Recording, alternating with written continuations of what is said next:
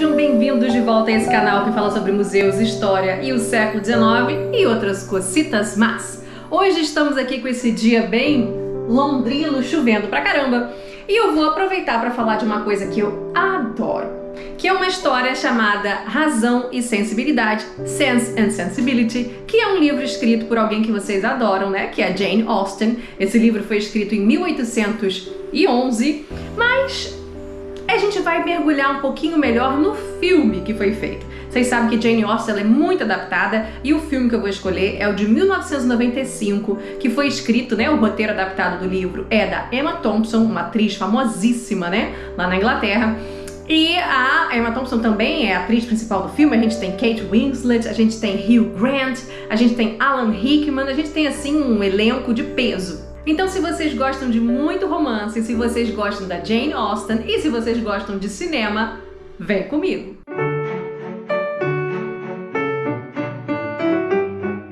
Há muito tempo que vocês me pedem para que eu fale sobre Jane Austen aqui, né? Sejam dos livros da Jane Austen ou as adaptações, que são muitas, das histórias da Jane Austen aqui. E além disso, vocês também pedem muito para que eu fale sobre outras coisas britânicas, como Downton Abbey, a série Downton Abbey, que é linda. E tem filme também sobre Downton Abbey. E aí, gente, eu passei muito tempo mesmo sem falar, porque a história de fundo que move essas três que eu acabei de falar pra vocês, que move Orgulho e Preconceito, que vocês amam, Downton Abbey e Razão e Sensibilidade, é o fato de que os títulos rurais e as propriedades rurais que são ligadas a um título, elas não eram herdadas pelas mulheres, elas só eram herdadas pelos homens, ou seja, pelos filhos homens ou algum sobrinho do sexo masculino, alguém do sexo masculino daquela família. E eu passei muito tempo sem vir aqui falar isso com vocês, porque eu desconheço a história britânica. E como eu sou historiadora, eu fiquei assim, gente, eu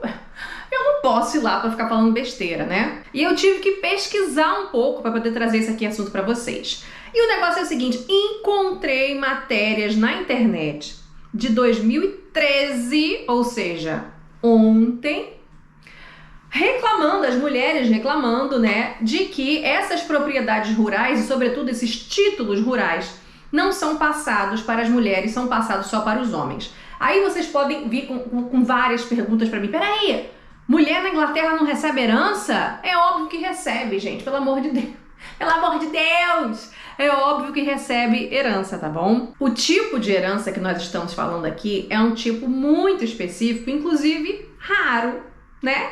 Porque poucas pessoas são, assim, da aristocracia rural. Poucas pessoas na Inglaterra detêm algum título de nobreza, né? O conde de alguma coisa, o conde de Yorkshire, o duque da Cornualha, o barão de não sei das quantas. É raro, né? A maior parte da população, quando muito, herda uma casa, um apartamento, um carro, dívidas, né? Que dívidas são coisas comuns da gente herdar.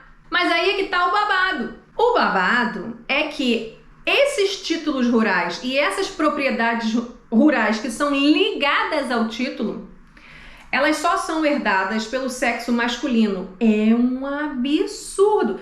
Para vocês não acharem que eu tô mentindo, eu vou até aqui trazer as matérias que eu andei lendo, tá? É isso que move as histórias da Jane Austen.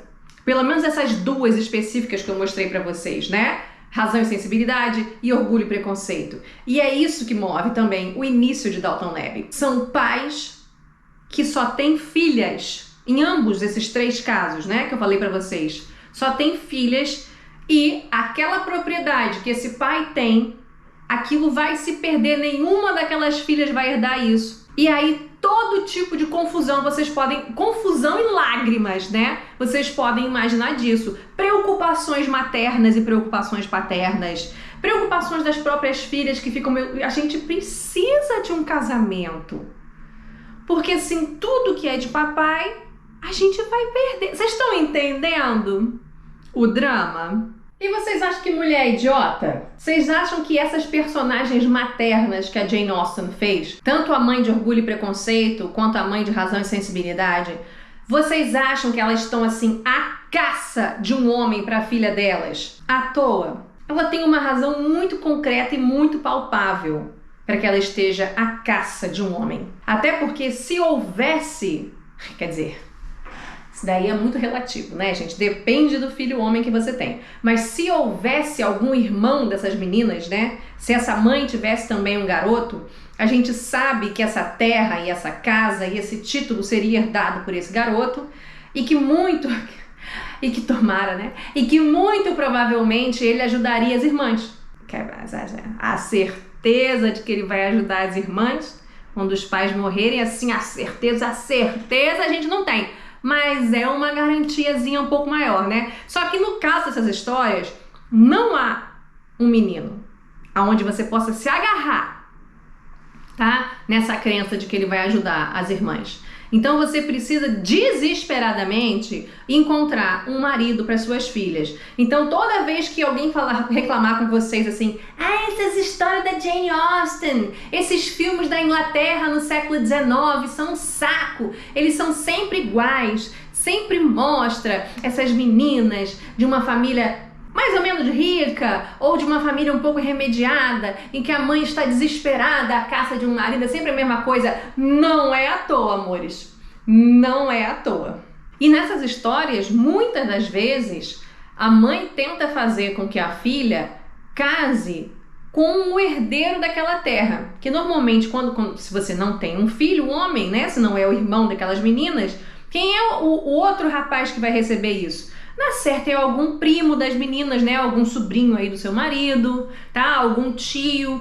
Então, assim, tem alguma parentalidade. Então, normalmente se busca muito que essa menina se case com esse primo. Será que o primo gosta dela? Será que a gente consegue empurrar ela pro primo? Então tem sempre isso, né? Porque se você empurrar uma daquelas meninas para o primo, aí é a situação perfeita.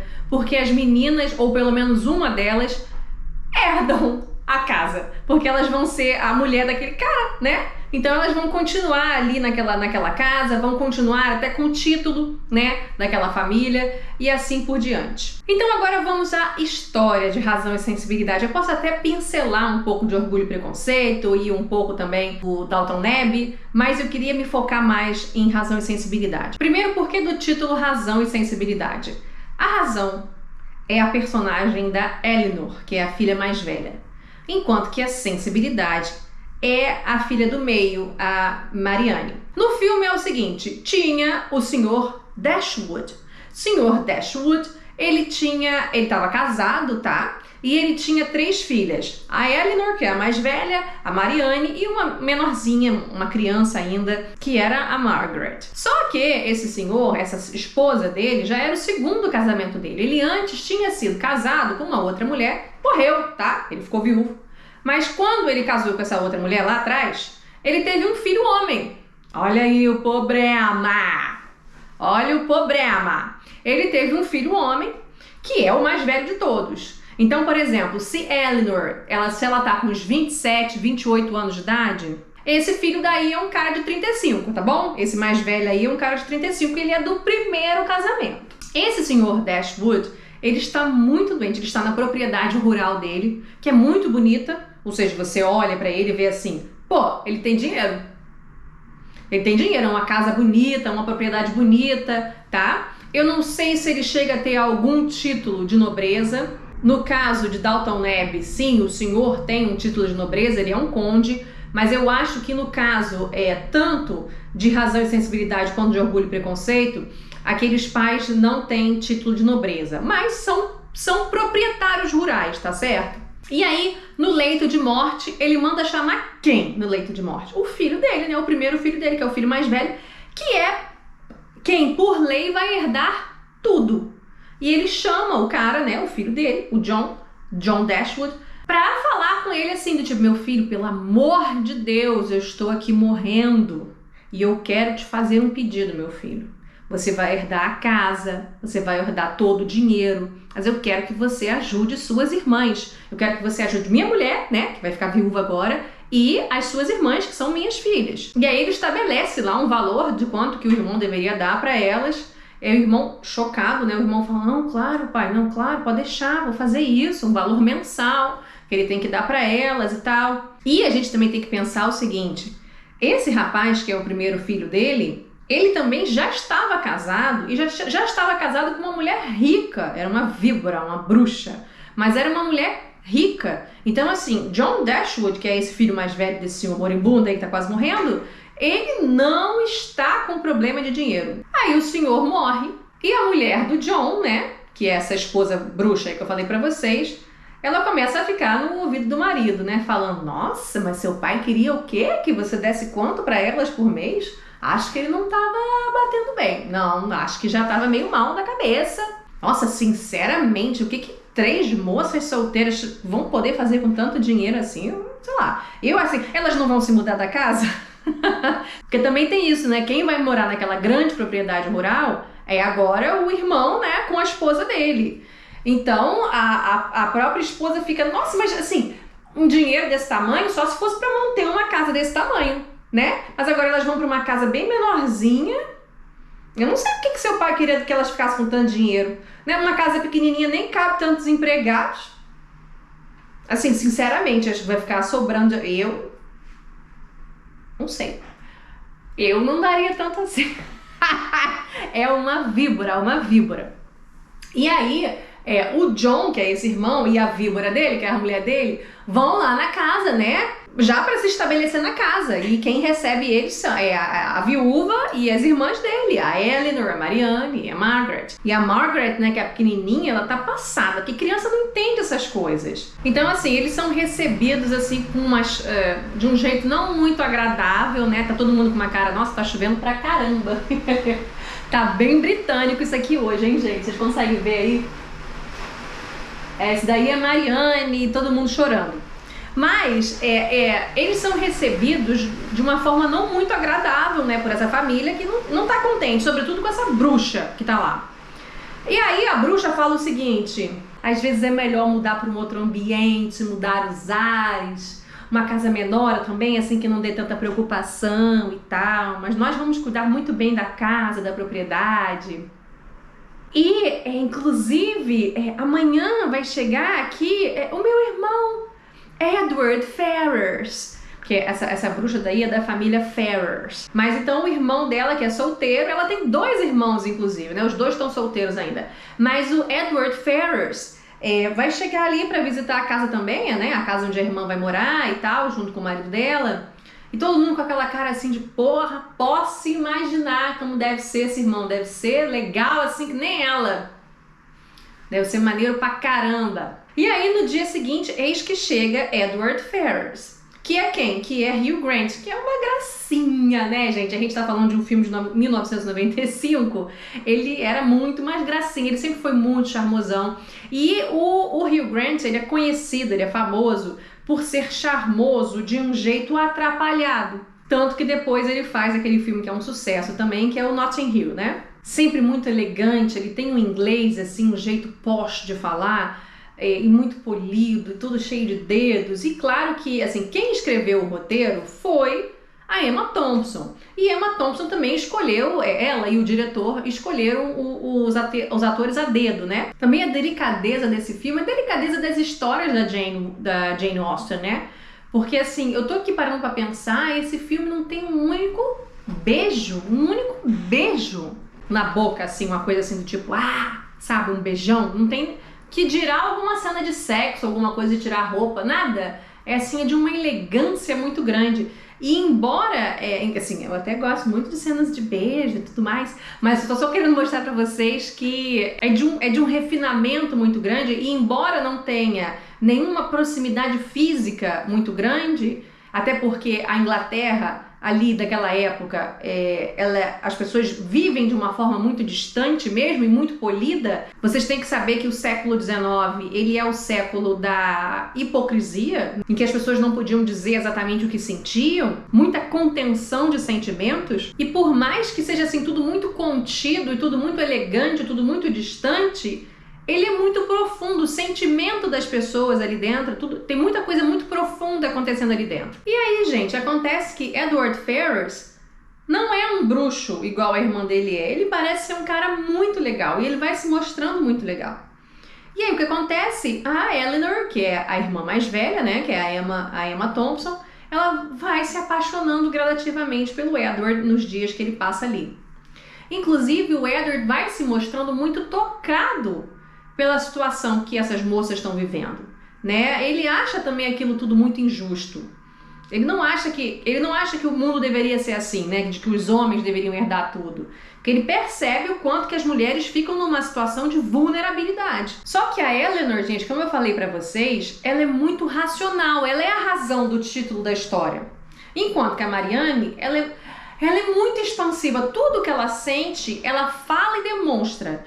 Ela não consegue esconder nada. Então, assim, esse século XIX, que é o século da hipocrisia, né, do poker face, não condiz com Marianne. Marianne é muito franca, ela é muito honesta e ela é muito apaixonada pela vida. Só que a irmã dela, que é a irmã mais velha, é ela que segura as pontas. Alguém tem que ser o adulto da história, né? Alguém tem que estar condizente também com o que o resto da sociedade daquela época espera, né, daquela família, para que a família seja considerada honrada, honesta e nobre e tudo mais. A viúva, né, que é a mãe dela, que é a mãe da Eleanor, tá chorando que não se acaba mais. Marianne tá chorando que não se acaba mais. E a Eleanor, cara, é aquela, né, é o adulto da história, é aquela que tá tendo que segurar as pontas. Por exemplo, quando elas vão embora da casa, dessa grande casa onde elas moravam ali, ela desce no basement e o número de empregados que tem ali embaixo me lembrou o quê? Me lembrou Downton Abbey. Porque a série Downton Abbey mostra o número de empregados para levar uma casa daquele tamanho que aquelas casas costumavam ter, daqueles palacetes rurais na Inglaterra costumavam ter. É por isso que eu cheguei a pensar se no filme o Sr. Dashwood que morreu, se ele também não teria algum título de nobreza. Assim como em Downton Abbey o sujeito é conde, né? E aí quando ela chega lá embaixo, entre os empregados, ela fala, olha, nós estamos nos mudando para um chalézinho pequeno, nós vamos levar com a gente só fulano e beltrano, 2 empregados, né, que elas vão levar, pra você ver como é que é, né, as pessoas perdem dinheiro, mas assim, na desgraça, assim, na lama mesmo, o pessoal não tá ainda não, tá? Ainda tem um chalézinho muito fofo, muito charmoso, ainda tem 2 empregados que elas levam, né? Mas se você for comparar com tudo que elas viviam antes, de fato é um baque muito grande, uma diferença muito grande de padrão de vida, né? E chove. Só que antes dela ir embora, o Edward Ferrars diz pra ela, ele não consegue dizer direito, porque ele já tá apaixonado pela Eleanor e ele muito tímido e ele tá tentando dizer pra ela que gosta dela, mas tem uma coisa que prende ele. É o fato, pessoal, de que ele está noivo de uma outra pessoa já há muito tempo. Só que é um desses noivados muito românticos, tá? Do início do século XIX, que é um noivado não aprovado pela família. É um noivado secreto, é uma coisa feita quando ele era muito novinho, saindo da adolescência, entrando na vida adulta. Algo assim até inconsequente, ele gostava muito daquela mocinha, que a gente não sabe quem é, que ele não diz o nome, mas que ele gostava muito daquela mocinha e por alguma razão aí certamente de renda e propriedade e título e nome de família, a família dele, que é a família Ferrars, não aceitaria. Só que já faz tanto tempo que ele não encontra ela e ele já tá até meio que arrependido. E assim, se fosse hoje em dia, gente, como chove, né? Se fosse hoje em dia, é só terminar, né? É só terminar, do tipo, olha, já faz tanto tempo aí, né, que a gente era tão novo. Mas naquela época não, ele deu a palavra dele. Ele deve honrar a palavra dele. Que homem ele seria se ele não honrasse a palavra dele, essa mocinha que espera por ele há tanto tempo já, não é? Então ele está aí com esse impedimento que é muito típico do século XIX, dos padrões de conduta da elite do século XIX. Por sinal, pessoal, o livro foi escrito em 1811, como eu falei para vocês, pela Jane Austen, mas a história me parece passar um pouco antes. Ela me parece passar em 1790 e alguma coisa, ou 1800 e pouquinho. Mas mesmo que fosse em 1811, as roupas também condizem com esse período histórico, tá? Que é aquela moda império, né, gente? As mulheres com um vestido bem reto, a cintura bem lá em cima, lembrando muito a antiguidade clássica, né? O período greco-romano. Vocês sabem que o que está vigorando aí, todos os prédios que vocês encontrarem nesse filme, eles são neoclássicos. O neoclassicismo tá bombando. Então isso também se vê nas roupas, como se vê no cabelo das moças, né? O cabelo das moças parecem essas estátuas greco-romanas, com esses penteados greco-romanos que vocês conhecem. Eu acho lindo, eu acho muito, muito elegante. Embora eu goste de uma saia armada, de uma crinolina, quando já avança aí no século XIX, eu também acho que essa moda do início do século XIX, essa moda império, mais reta, mais clean, mais greco-romana, eu também gosto dela. Agora, quando a gente fala da moda masculina, então, aí é o auge. E eu tenho vídeo aqui nesse canal que fala sobre isso, tá? Vou deixar aqui em cima, vou deixar aqui embaixo. Que a moda masculina é a moda em que o colete por dentro da roupa, ele tem a gola alta, assim como a casaca que você veste por fora tem a gola alta. Então assim, o cara fica nobre mesmo sem ser nobre. E ainda tem aquele plastrão, que é aquele lenço, né, que ele enrola em volta do pescoço e tem um nó aqui na frente. Lindo, lindo. Amo, mas esse período da moda masculina pra mim é a melhor. Mas aí só para vocês saberem que essa história tá se passando aí no iniciozinho do século XIX ou no finalzinho do século XVIII. E chove, eu não sei como é que tá meu áudio, talvez eu até comece a usar outro microfone.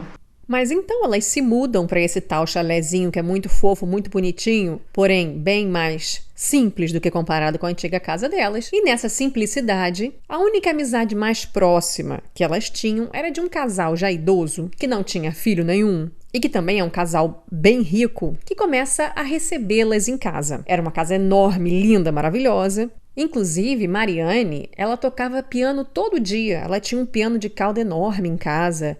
E ela agora, no chalezinho dela, ela não tem mais o piano de cauda, porque ficou na casa antiga com a bruxa, que é casada com o irmão dela, esse meio-irmão dela. E aí esse casal, né, bem idoso, fala, mas lá em casa também tem um piano de cauda, pode vir, venha tocar, a gente almoça junto nos domingos. E um dia que Marianne tá tocando piano e cantando, entra na casa um outro amigo desse casal, que é o Coronel Brandon, feito por Alan Rickman.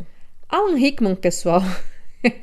Talvez vocês conheçam ele fazendo um malvadão no Harry Potter. Mas assim, saibam que antes de fazer Harry Potter, Alan Rickman já era famosíssimo.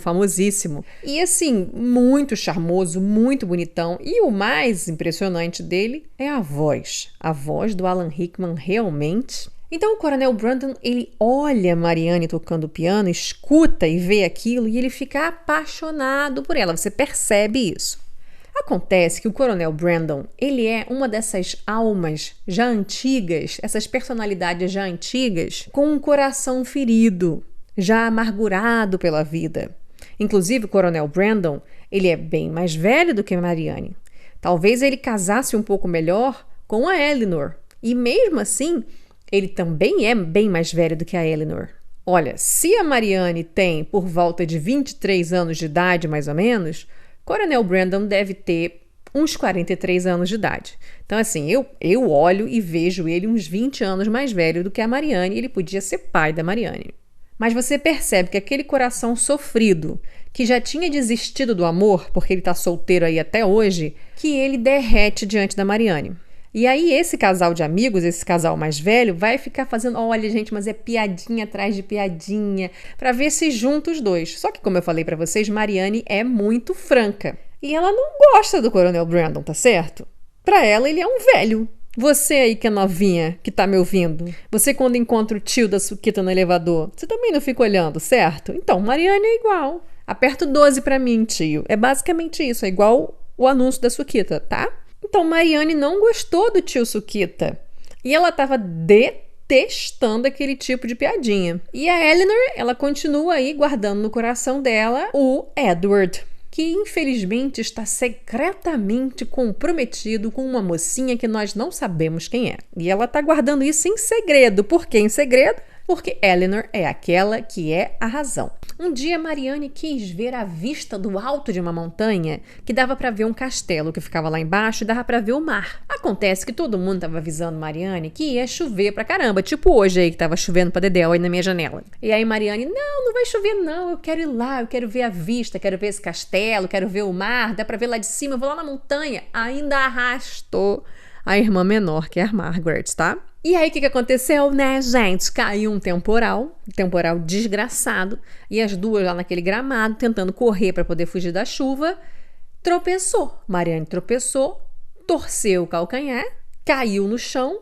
e eis que, por um milagre, aparece a cavalo, como um príncipe surgido assim de um conto de fadas, um homem maravilhoso, bem vestido também, muito educado e, sobretudo, um homem do romantismo. Com uma personalidade, pra gente aqui que é brasileiro, infelizmente, Emma Thompson não conhece Dom Pedro I. Mas pra gente que aqui que é brasileiro, ou então que é português e conhece Dom Pedro I, pra quem é português é Dom Pedro IV, tá? Este homem que aparece no cavalo, ele tem a cara do Dom... Gente, ele tem a cara do Dom Pedro I. Ele tem o jeitão do Dom Pedro I. Ele tem as roupas do Dom Pedro I, ao menos quando ele morava no Brasil, né? E além de tudo, Marianne, ele não é o tio da Suquita. Ele é novo igual a você. Ele tem mais ou menos a sua idade, Marianne.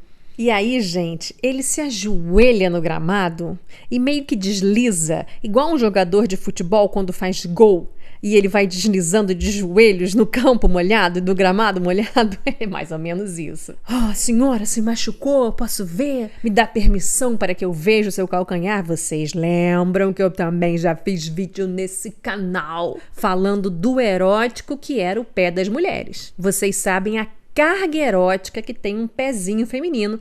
Então a senhora se agarra aqui, ó, se agarra aqui em mim, aqui, ó, que eu vou levantar. Posso levar a senhora no colo até a sua casa? Gente, quando ele pega aquela mulher, o que o diretor do filme fez? É por isso que você estudar cinema é muito bom, porque cada ângulo da câmera quer dizer alguma coisa, quer te passar um tipo específico de emoção. Quando esse cara levanta a Marianne do chão, a câmera grava, ela sobe junto com a Marianne, do chão para cima. Então você que tá vendo a cena, você também foi levantada por esse cara. Então você sente a emoção dela, porque esse maluco maravilhoso, ele acabou de tirar você do chão, como se você não pesasse nada. Como se você fosse uma pluma. E isso é uma das falas que está no roteiro. Quando ela chega em casa e comenta com a mãe e com as irmãs, depois que ele já foi embora, né, que ela não é boba, ela fala, nossa, ele me levantou do chão como se eu não pesasse nada. Muito bem, quem é esse rapaz? Ele é John Willoughby. Nome engraçado, né? Willoughby. Que é uma pessoa, além de lindo e maravilhoso, ele tem a mesma personalidade da Marianne. Então, assim, é um encontro de almas. Os dois foram feitos um pro outro, os dois são bonitos, os dois são jovens e os dois têm o mesmo tipo de personalidade. Ele também é muito expansivo e ele também fala as coisas que ele sente, ele não é muito de ficar escondendo. Quem é esse ator que está fazendo o Willoughby? Ele é o Greg Wise. Ao final desse vídeo, eu tenho que comentar com vocês um dos melhores babados sobre esse filme, que tem a ver com Greg Wise. Não esqueçam que eu preciso contar. Deixa só eu contar uma fofoca maravilhosa aqui sobre Greg Wise.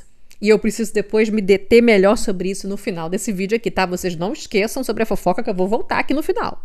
Mas só para vocês saberem que quando Greg Wise foi escolhido para fazer esse filme, para fazer o Willoughby, um amigo dele conversou com ele e disse o seguinte, cara, você vai encontrar a mulher da sua vida nesse filme. E ele falou, que isso, cara? Ele falou, você vai encontrar a mulher da sua vida nesse filme. Então, assim, o Greg Wise, quando ele começou a filmar, ele já estava olhando assim, pensando, cara, quem será? Quem será? E ele achava que fosse a Kate Winslet, né? Que faz a Marianne. Mas depois deixa eu voltar aqui com essa história, tá bom? Primeiro vamos seguir aqui com o filme e não com os bastidores do filme. E aí, minha gente, o Willoughby, ele falou que é sobrinho de uma mulher muito rica que tem ali, justamente aquela que tinha o castelo ali embaixo, que a Marianne queria ver lá de cima da montanha quando estava chovendo e ela ferrou o pé, que ele é sobrinho dessa mulher e que certamente ele vai herdar aquilo dali. Então, assim, pô, cara, realmente é bonito, é jovem, tem a personalidade dela, foram feitos um pro outro, são almas gêmeas e até dinheiro o homem tem. Realmente parece que Deus tem seus escolhidos, né? Mas o Coronel Brandon, quando olha pra cara do Willoughby, não gosta. A princípio, a gente que tá assistindo o filme acha que ele não gosta porque ele é apaixonado pela Marianne, mas depois a gente acaba descobrindo que não é apenas isso. E depois de vários dias assim, praticamente namorando Marianne, indo quase que diariamente na casa dela, trazendo flores, comendo piquenique na frente da casa com ela, com a irmã, com a mãe dela, eis que um dia o Willoughby diz que precisa ir embora e que não vai mais voltar ali. E Marianne quer saber por quê, e ele não fala. A mãe e a irmã, né, a Eleanor, chegam na sala e falam: o que está acontecendo que Marianne está chorando? E ele não consegue explicar direito, ele só fala que infelizmente tem que ir embora, que são questões de família e que ele não vai voltar mais. E todo mundo fica assim: Willoughby, porque assim, ele era um sonho.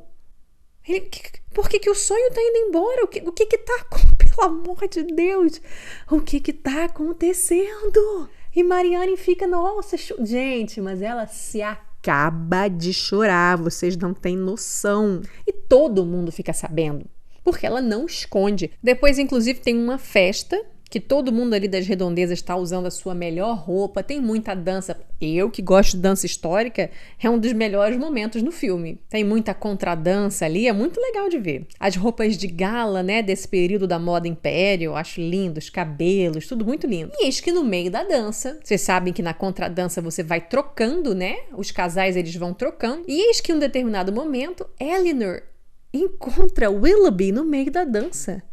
E ela fica: Willoughby, meu Deus do céu, Willoughby, a gente não sabia que você estava aqui, né? Ou seja, ele voltou, depois de um tempo, ele voltou e não avisou. E aí ele fica super sem graça e pede licença da Eleanor e vai para um outro salão, um salão ali do lado, onde ele está acompanhado de uma mulher riquíssima, nossa, só vocês vendo, um vestido maravilhoso, nossa, riquíssima, linda.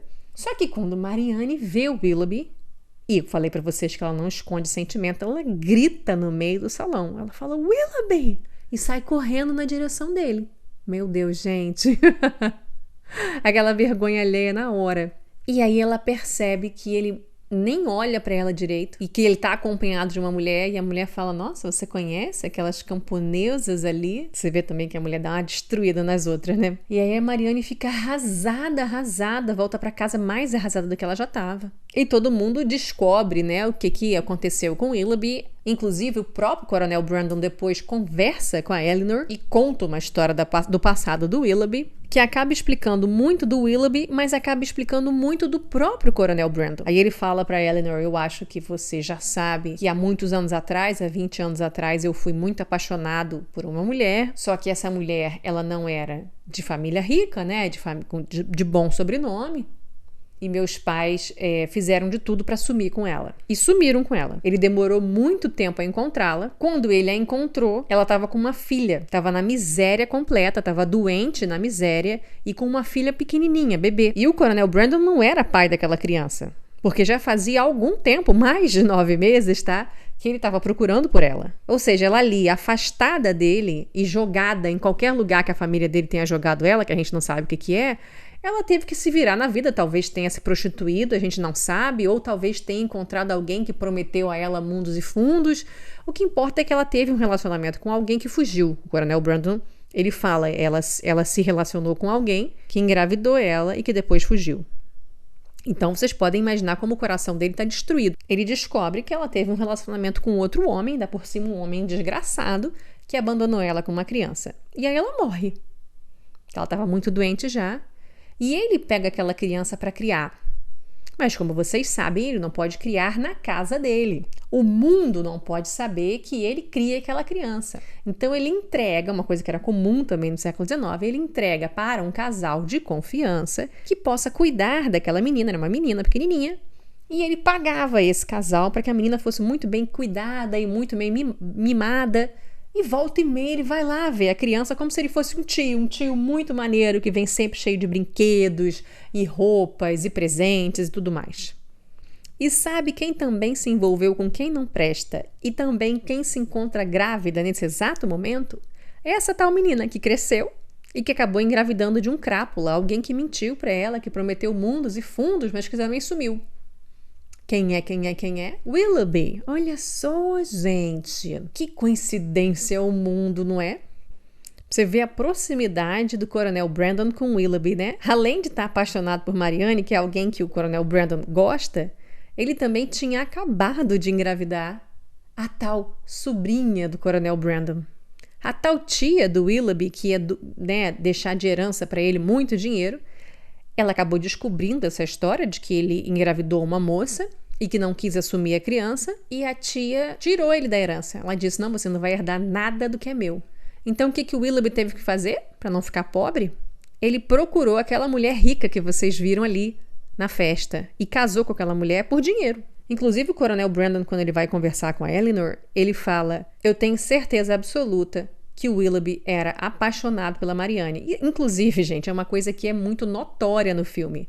E é uma coisa que eu gosto muito dessa história da Jane Austen, gosto muito desse filme, desse roteiro que a Emma Thompson fez, porque as pessoas não são inteiramente más, elas têm nuances. Então, assim, Willoughby não estava mentindo. E enquanto tudo estava indo certo, ele de fato queria casar com ela, ele estava quase propondo noivado a ela. E vocês bem conhecem homem, né? Enquanto ele tá apaixonado por uma, querendo noivar com ela, ele tá transando com uma ou outra aí que ele conhece no mundo. Não é assim que vocês conhecem o mundo?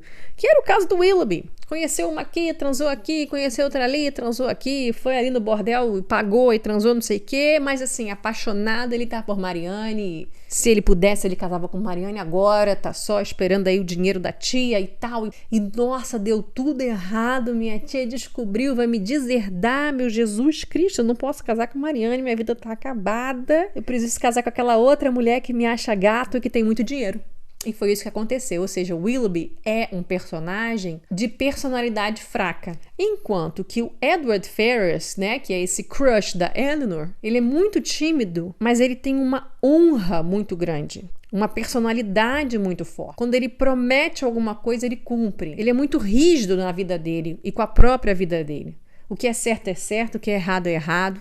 Inclusive, o Edward Ferrars, ele queria ser pastor. A família não gostava da profissão, porque pastor é uma coisa um pouco menor, tá, de profissão. Mas a gente não pode ficar só contando a história da Marianne. A gente tem que mergulhar bastante na história da Eleanor nesse filme. Ela conhece uma moça muito tímida também, uma moça bonitinha, simpática e tímida, que acaba adotando a Eleanor como uma espécie de amiga que escuta tudo. E as duas estão sempre juntas, conversando muito. E essa amiga, gente, acaba contando para ela que ela é comprometida, ela é secretamente comprometida com um moço de família rica. E aí a Eleanor fica, um moço de família rica? Ela fala, mas infelizmente ele ainda não pôde contar nada para a família dele, porque eu acho não iam gostar.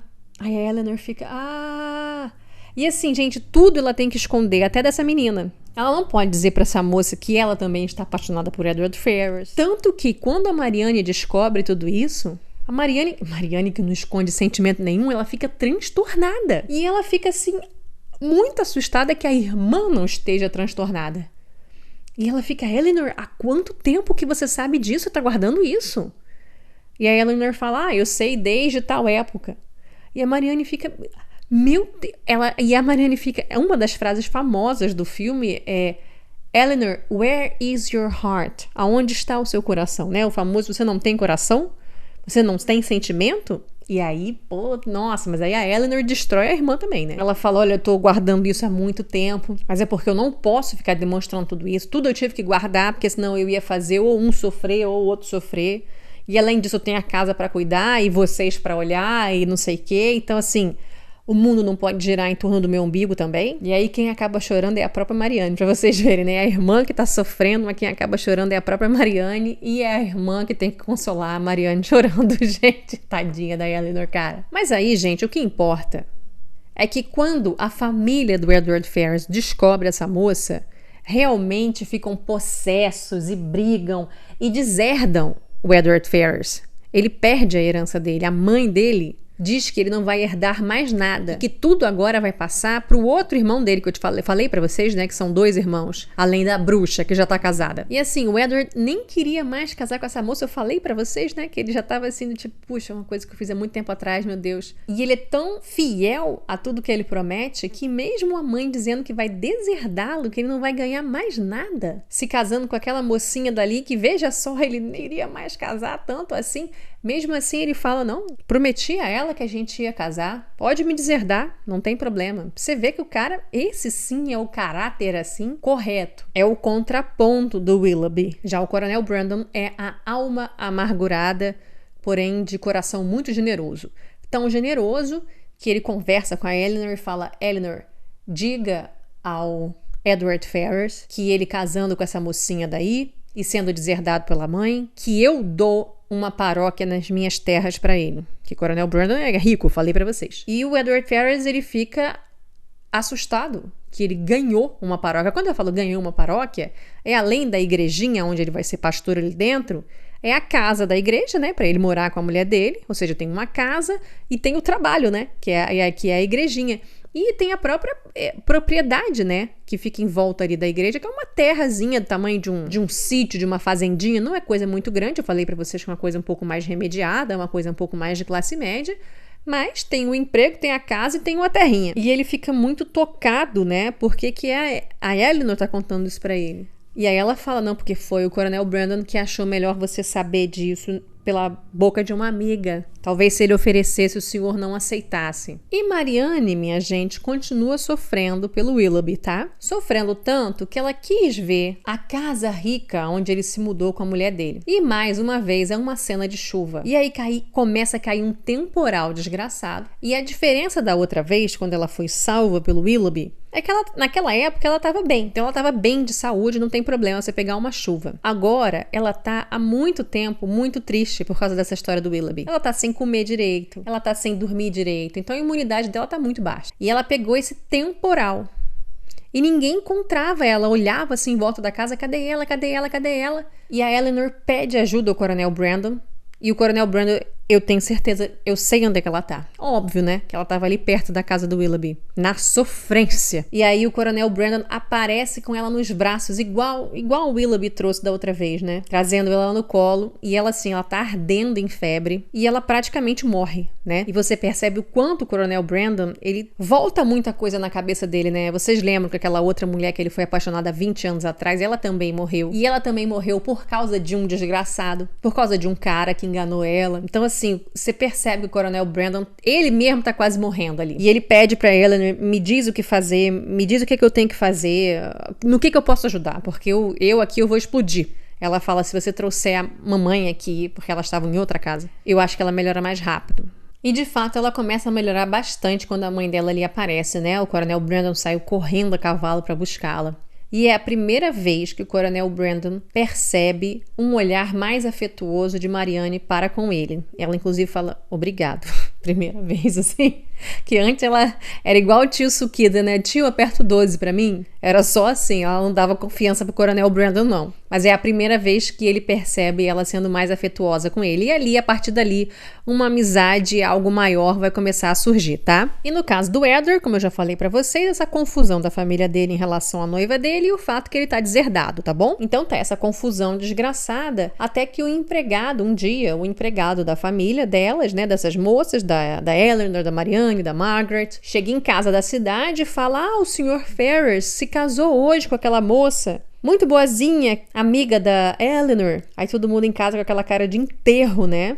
A Eleanor, então, passada. Aí todo mundo, casou, foi. E aí, do nada, eis que chega a cavalo pra visitá-las. Quem? Edward Ferrars. Aí todo mundo fica, tá vindo aqui em casa, todo mundo se arruma, se ajeita. Uma visita, né, de um amigo.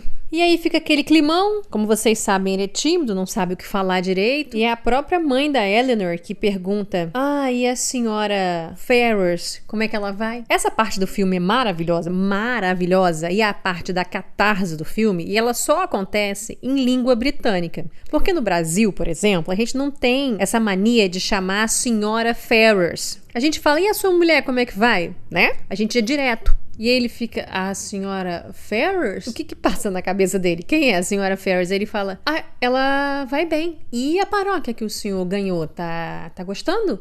Aí ele fala, sim, tô gostando. Já comecei a dar um sermão ou outro. Aí elas, E a senhora Ferrers, ela gostou de se mudar pra paróquia? Aí ele faz uma cara de... não, minha mãe, ela tá na casa dela, ela não tá na paróquia. Aí a mãe da Eleanor fala, não. A senhora Ferrers que eu tô falando não é a sua mãe, é a sua esposa. E aí ele fica com aquela cara de, vocês não souberam. Aí pronto, aí todo mundo já fica com, né? Como assim? Vocês não souberam o quê? O que tá acontecendo? Aí ele levanta, né, até pra poder explicar isso. Ele fala, bom, a moça, né, por quem ele tava noivo. Ela, ao saber que eu não herdaria mais nada, ela me disse que transferiu as suas afeições ao meu irmão. E, né, como ele já estava deserdado, mesmo que a mãe não gostasse da ideia de nenhum dos seus filhos casado com aquela mocinha, ela não tinha como deserdar esse outro filho também, senão a herança vai pra quem, né, gente? Pra quem? Então a menina meio que consegue o que ela queria. E essa hora do filme, ela é a catarse do filme. Porque a Eleanor ficou guardando aquilo tudo no peito dela em silêncio, calada, resignada, e ela explode. Ela explode num choro histérico e num riso histérico que comove todo mundo. E é ao ver essa reação dela, que é uma reação assim inédita, no caso dela é uma reação inédita, né? E muito, muito forte, muito profunda. É que ele conta tudo pra ela. Ele fala, olha, eu tô apaixonado pela senhora já faz muito tempo. É que eu não podia falar, mas assim, tô apaixonado. E como você tá vendo, eu tô te contando aqui que eu não casei, eu tô solteiro. E se a senhora quiser casar comigo, eu te ofereço uma paróquia.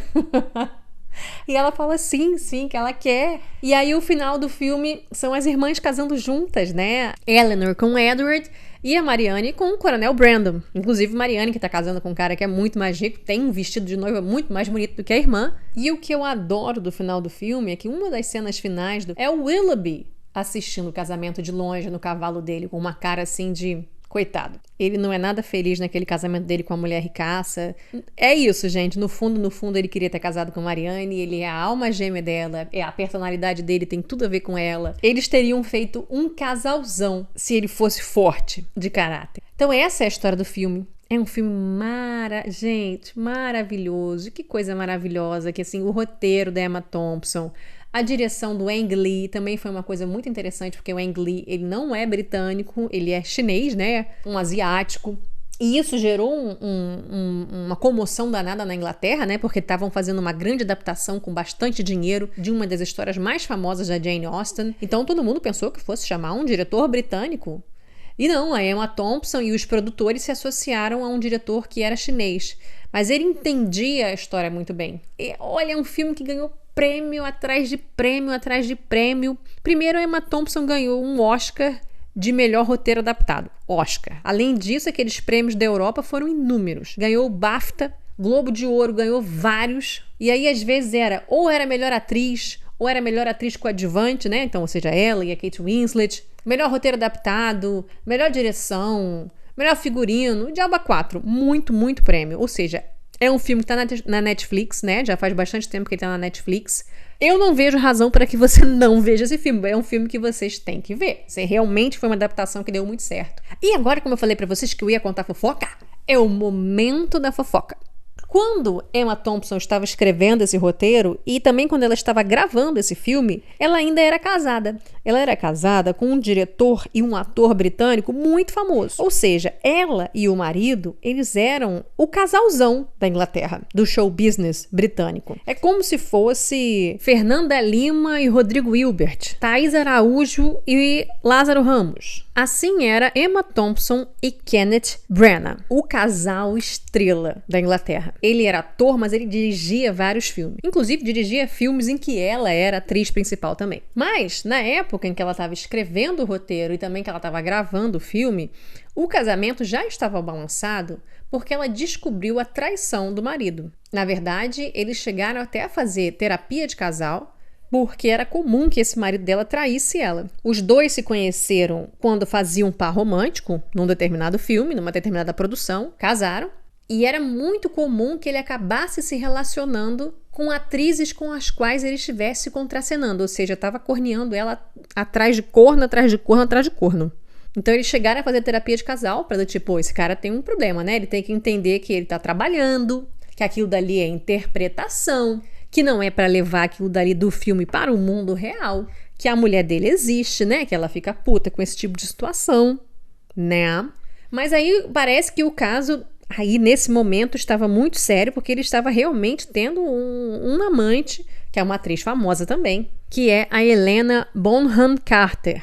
Também vocês devem conhecê-la, né? Bom, mas como eu tinha mencionado para vocês, Greg Wise, quando ele foi fazer Razão e Sensibilidade, um amigo dele falou, você vai conhecer a mulher da sua vida nesse filme. Então ele já chegou no set de filmagem olhando para os lados, assim, do tipo, cara, quem será, quem será, quem será?